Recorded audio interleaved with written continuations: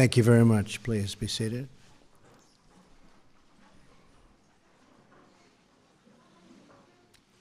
Thank you, Chaplain Hurley, Secretary Mnuchin, Secretary Mattis, Secretary Shulkin, Senator Stabenow, Congressman Upton, and members of the Armed Forces. Thank you for joining us as we award our nation's highest military honor to Specialist 5, James C. McCloughan. Today, we pay tribute to a veteran who went above and beyond the call of duty to protect our comrades, our country, and our freedom. Joining Jim today is his wife, Cherie, his brothers, Mike and Tom, his sons, Jamie and Matt, and many other members of his very large and beautiful family. We're also gratified to be joined by 8 previous Medal of Honor recipients. Now, Jim's name will stand forever alongside theirs in our history and in our hearts. I want to take a few minutes to tell you about Jim and how he earned this place among legends. Jim was raised in Bangor, Michigan. His father built their house from scratch and worked 40 years at a piano factory. Jim's dad taught him a simple but powerful lesson. Never do anything halfway. Always do your best. Jim took that lesson very much to heart. He played for 4 varsity sports in high school and 3 in college. In August of 1968, Jim was drafted into the Army. Within 6 months, he was trained as a medic and arrived in Vietnam. Right away, Jim poured all of himself into his duties, treating the sick and the wounded. Before long, all his fellow soldiers called him Doc. On May 13th, 1969, less than 3 months after he arrived, Jim was one of 89 men in Charlie Company to embark on a mission to secure a transportation route near Nanyuan. As Jim and his men jumped out of the helicopter, it quickly became clear that they were surrounded by enemy troops. Within minutes, 2 choppers were shot down, and one of his men was badly wounded in the middle of an open field. Jim did not hesitate. He blazed through 100 meters of enemy fire to carry the wounded and the soldier to safety. But this was only the first of many heroic deeds Jim would perform over the next 48 hours. After tending to the first wounded soldier, Jim joined a mission to advance toward the enemy. And advance they did. Before long, they were ambushed. Again, he ran into danger to rescue his men. As he cared for 2 soldiers, shrapnel from a rocket-propelled grenade slashed open the back of Jim's body from head to foot. Yet that terrible wound didn't stop Jim from pulling those 2 men to safety, nor did it stop him from answering the plea of another wounded comrade and carrying him to safety atop his own badly injured body. He was badly injured. And so it went, shot after shot, blast upon blast. As one of his comrades recalled, whoever called medic could immediately count on McCloughan. He's a brave guy. As day turned to dusk, nearly all of those who could and really had to make it back, they were finally within their night defensive position, except for one soldier whose plea Jim could not ignore. Again, Doc did not hesitate. He crawled through a rice paddy thick with steel rain. That means bullets all over the place. As soldiers watched him, they were sure that was the last time they would see Doc. They thought that was the end of their friend Jim.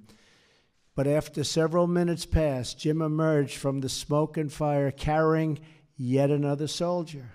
He immediately badgered and fixed and worked, but he got the wounds fixed and lifted the soldier to a medevac helicopter. His lieutenant ordered Jim to get in too. Get in, he said, get in. But Jim refused. He said, you're going to need me here.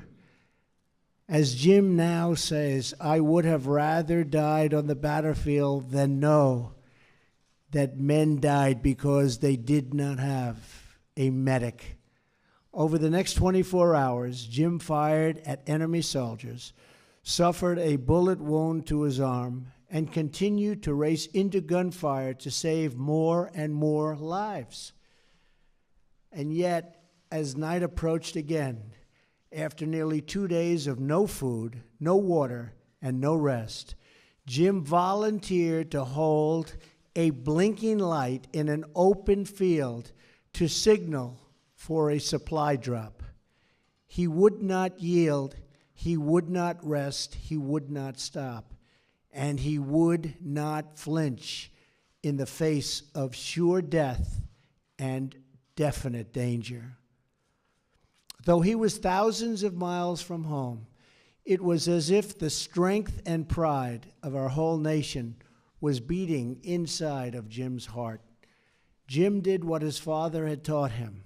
He gave it his all, and then he just kept giving. In those 48 hours, Jim rescued 10 American soldiers and tended to countless others. He was one of 32 men who fought until the end. They held their ground against more than 2,000 enemy troops. Jim, I know I speak for every person here when I say that we are in awe of your actions and your bravery. But let me tell you one thing and one more story about Jim. On the second day of that bloody fight, Jim found a few soldiers and a fellow soldier who had been shot badly in the stomach. He knew the soldier wouldn't make it if he flung him on the back, so he lifted him up and carried him in his arms. As Jim was carrying the soldier, a thought flashed through his mind.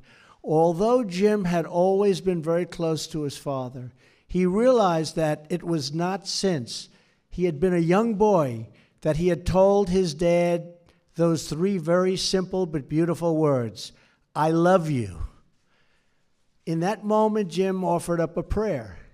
He asked God, if you get me out of this hell on earth so I can tell my dad I love him, I'll be the best coach and the best father you could ever ask for.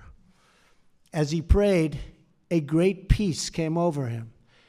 And if it was God's will for him to live, he'd keep his promise to God as soon as he had the chance. Jim made it out of that hell on earth. He made it. Here he is. And the first thing he did when he arrived back on American soil was to say those beautiful words, I love you, Dad. I love you. Jim said those words over and over again for the next 22 years until the last time he saw his father, the night before his dad passed on. Today, I'd venture to say his dad is the proudest father in heaven. Jim fought with all of the love and courage in his soul. He was prepared to lay down his life so his brothers in arms could live theirs. With us today are 10 of the men who fought alongside Jim, and 5 of those he saved. To Bill, Randy, Mike, Joe, Kent, Robert, John, Charles, Michael, Orestes, thank you for your service and your sacrifice. Stand up wherever you may be. Where are you? Where are you?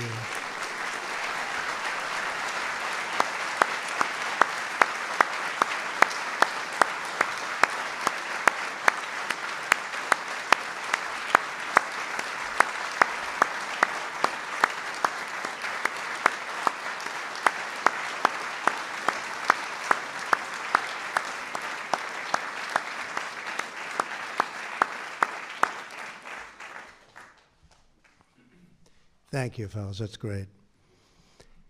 For over 2 centuries, our brave men and women in uniform have overcome tyranny, fascism, communism, and every threat to our freedom. Every single threat they have overcome. And we've overcome these threats because of titans like Jim, whose spirit could never be conquered. That's what this award is, and Jim's life represents so well. America's unbreakable spirit. It's been 48 years since Jim's battle in Vietnam. He is now a husband, a father, and a grandfather. He coached high school, football, wrestling, and baseball for 38 years, just like he said he would. And he brought together every member he could find of his beloved Charlie Company. To many people in this room, Specialist 5 McCloughan has always been their friend Jim. To others, he's been coach. To those who bravely served with him in Vietnam, he's still called their doc.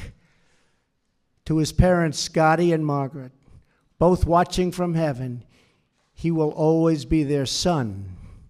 But today, 320 million grateful American hearts, Private McCloughan carries one immortal title, and that title is Hero.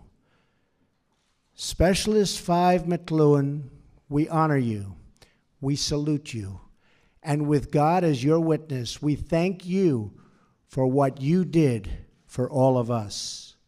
Now I would like the military aide to come forward and read the citation.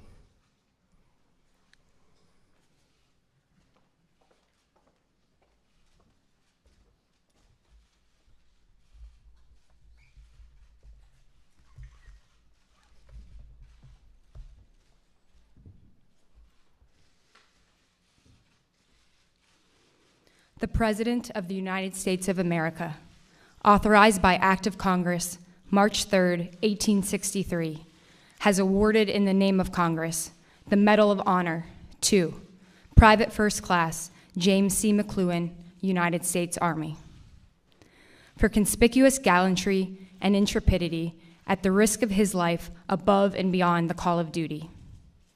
Private First Class C. McCloughan distinguished himself by acts of gallantry and intrepidity at the risk of his life above and beyond the call of duty from May 13th through 15th, 1969, while serving as a combat medic with Charlie Company, 3rd Battalion, 21st Infantry, 196th Light Infantry Brigade, Americal Division.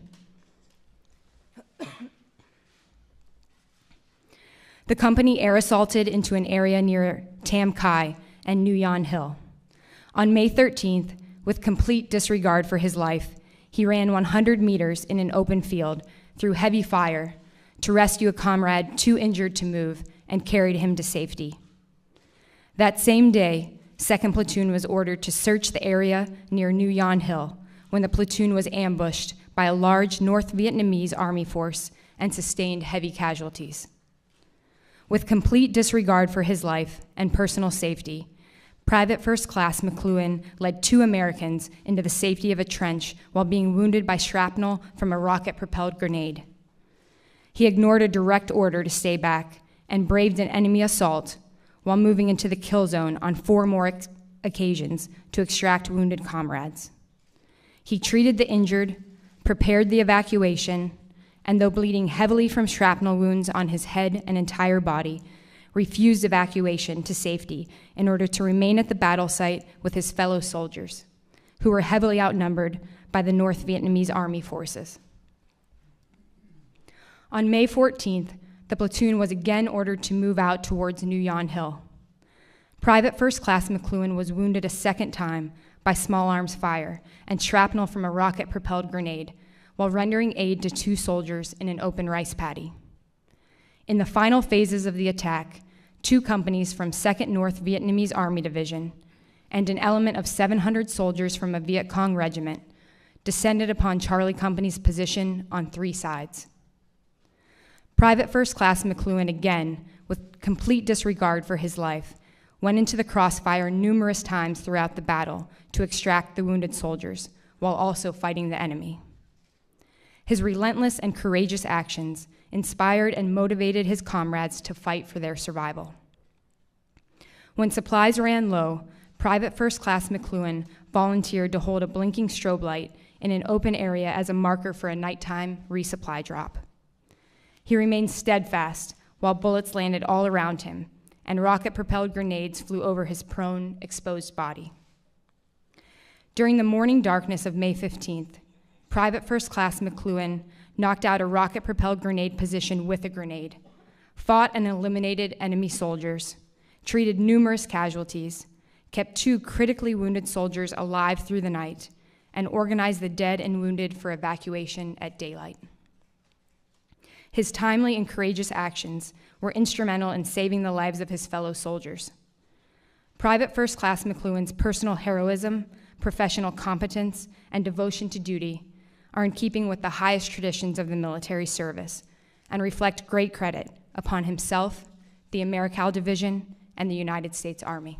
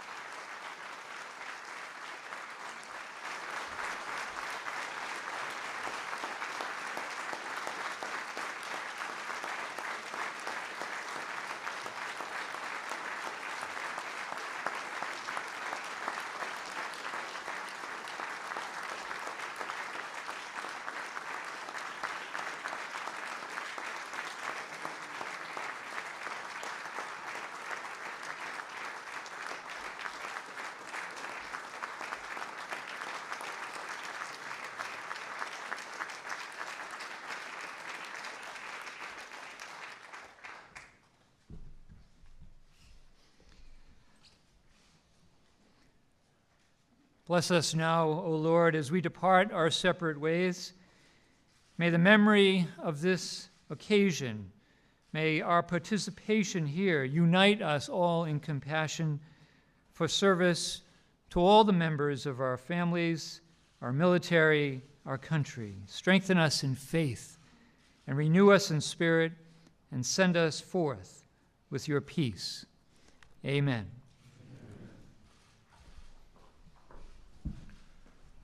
Jim, thank you. God bless you. God bless your family. God bless the United States of America. Thank you, Jim.